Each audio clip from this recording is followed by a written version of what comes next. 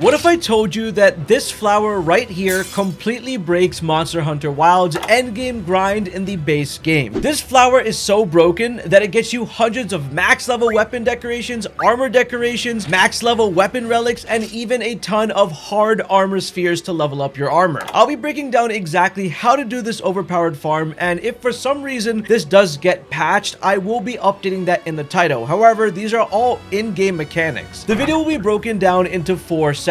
Nightflower pollen farming, guild point farming, golden ticket / hard armor sphere resetting, and the Melding Pot Redemption. This farm will be taking place in the Windward Plains, and the first step is making sure you have pop-up camps in the correct places. The first place is pop-up camp area 10. This is going to be the closest pop-up camp to the first Nightflower pollen that we have to get. The second one is pop-up camp area 3, where you'll be able to get another Nightflower pollen that'll spawn close by. Pop-up camp area 3 is a little confusing to get to, so here is a clip on just how to get to it so you can follow along. All you have to do is make your way over to this edge, and from here you can get on your sacred and fly until you arrive on this next rock. Then just go a little further and you can set up your pop-up camp right here. Now the third pop-up camp is going to be area 9, which is the camp we'll use to move our time forward to get the correct moon. But let me explain how that works. Now you'll only be able to get the Nightflower pollen under a specific condition during a full moon. So essentially we're going to have our game move to that specific moon phase. And if you didn't know, this game has a total of 7 moon phases, as indicated right here on screen. Now in the Windward Plains, the only way to see this is going to be at nighttime and during the plenty season, as this is the only season that makes it so it's not cloudy. So depending on where you are in the cycle, you want to rest, select nighttime, select plenty, and then come outside and wait a second while looking at this direction until you see the moon. You're going to repeat this process until the moon looks exactly like this, which is the moon before a full moon. By the way, it's 300 guild points per rest, so if for some reason you don't have enough guild points, please go to the guild point farming section of this video and then come back. Now step 3 is extremely important. If you are on the night before the full moon, you can now rest, but set the time to evening and not nighttime. The reason why is because we don't want it to be nighttime, as we'll be getting less Nightflower pollens due to the time going on faster. Once you do that, you'll then move into step 4, which is talking to Alma and then selecting the optional quest called Tempered Balahara. This quest puts us in the Windward Plains in the evening right before nighttime, which will allow us to farm this ephemeral blossom that is going to give us the Nightflower pollen. Step 5, you're going to fast travel to pop-up camp 10 and make your way all the way over to this ephemeral blossom right over here by this tree. Then just wait here a little bit because you're going to see the bloom animation. Once you see that, you're then going to grab it, get your Nightflower pollen, and head over to pop-up camp area 3. Then all you have to do is just make your way all the way right to this spot and grab the Nightflower pollen from this ephemeral blossom. Jumping up on the cliff via your sacred is a fast way of getting up there. Now step 6 is important because now you can open your menu and select return from quest, which will take you back to your main instance. You then can talk to Alma, join the quest again, and farm the Nightflower pollens from both ephemeral blossoms in their specific spots. You can do this over and over again until you may be tired. And if for some reason this stops working, just make sure that you are in the correct moon cycle in the main instance before going into the optional quest. Now for the next part that we're going to do, it's going to require you to rest a lot, which will eat up a ton of guild points because you farmed a lot of Nightflower pollens. However, if you have enough guild points, you can skip to the next section of this video using the timestamps. If you do need guild points, please watch this. You might actually come back to this part a lot. Now, if you need guild points, we're going to be heading over to the Scarlet Forest. For this, you'll need a capture net, and the best scenario would be to have the Scarlet Forest in the plenty season to be active. You'll want to create 3 pop-up camps in the Scarlet Forest. Pop-up camp area 6, which is on your map over here. Pop-up camp area 8, located in this spot, and pop-up camp area 12. The first place we'll start off is pop-up camp number 6. Now, once you arrive here, you want to walk all the way straight and then turn towards the left side, where you'll see this area where there are a ton of fish. What you want to do is basically just whip out your net here and grab as many fish as you can. Now, the main fishes that we're aiming for are golden fish and platinum fish, as they're going to provide the most amount of guild points for you. The goldfish being at 50 points and the platinum fish being at 100 points. Once you clear up the fish fish in area 6, you're then going to want to make your way to the pop-up camp at area 8. As soon as you arrive in area 8, the first thing you want to do is make your way down here just like this. Take a dive. Feel free to grab anything along the way. Pop up right over here. Grab a wyvern coin if you see one. But you're going to be focusing on this giant area of fishing. So you can grab all these fish just like this. You should get more platinum fish in this location. There's a golden fish, as you can see, adding up to my points, and more platinum fishes. Once you catch all the fish within this area, you can head right back underwater, and you'll see at this edge, you'll find even more fish. So you can go ahead and just catch everything you want over here. Once you're done with catching the fish in this area, you can then head over to pop-up camp in area 12. From area 12, you're then going to walk towards this waterfall where you're going to go underneath it to discover a completely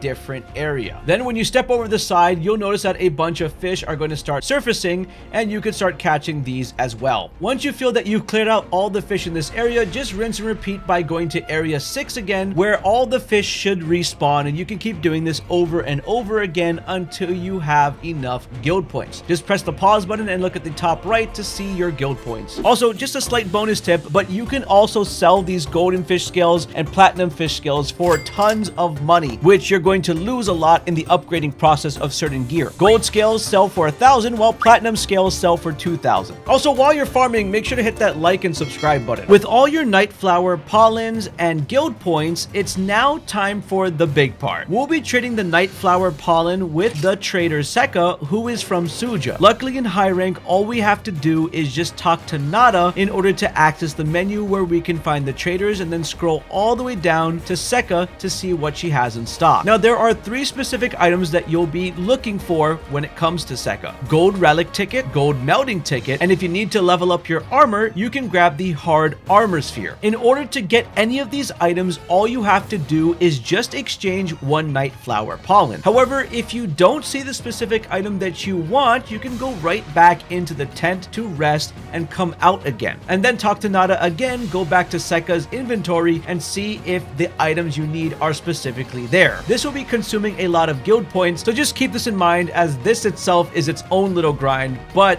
this is saving you time from having to farm monsters. Now, for all the hard armor spheres that you got, these are going to be the second highest armor sphere you can have in your game. Then you'll be going to Gemma and selecting upgrade, and then you'll pick the piece of armor you want to upgrade, and your defense will go up. That's pretty much the best way to do that with these armor spheres, as opposed to spending a lot of money on the big ones. However, let's talk about the gold melding tickets and the gold relic tickets. For that, you're going to want to make your way all the way over to the Suja Peaks of Accord. This is where we'll be talking to this lovely person who's been stirring a pot for the entirety of the game, who is called Vio. So we're going to access the melting pot and kind of show you what you can do over here. So select I'd like to use the melting pot, and from here you can select Wyverian melding. Now, you have a couple of options here. Depending on how far you are in this post game as of now, you should be able to have access to rarity 6 ancient orbs that are swords, aka your weapons, and ancient orb armors rarity 6 as well. If you click on the ancient orb sword, and let's just say you select one, you'll be making 10 random weapon jewels. So let's go ahead and just do that and see what we get. And just like that, we got a razor sharp jewel, spread jewel, sleep jewel, magazine slash attack jewel, a sleep jewel, bolt jewel, critical jewel, shield slash bolt jewel 3, shield slash handicraft, and critical element and blaze jewel. So it is a random assortment of jewels that you'll get doing that. And the same thing would apply for armor. If I click on that and select my gold melding ticket, you'll get 20 armor because it costs less than a weapon. Now, you also have the option of meld relics, and the highest rarity is going to be the ancient weapon fragments. If you select this one and hit your gold melding ticket, you'll be able to get 15 random ancient weapon fragments, which you usually have to take out endgame monsters for, like Guardian Arkveld or Gormagala, or any high 7 to 8 star monsters. If you want specific parts for your Arden weapons, you can also do that here. So if I wanted a specific blade, I can do this, and then I can get 10 weapon shards that are blades, and there'll be a random assortment of them, as I am a longsword user. You'll also get the option to meld decorations, and as you can see, I can meld any level 1 jewels, and I can meld any level 2 jewels in the game. Side note, you have to be hunter rank 100 to meld any number 2 jewel in the game. It's really cool, so get to 100 so you can get the specific ones you need. And that's pretty much how you'll be using these in the game. If you thought this video was cool, you should check out this one right over here.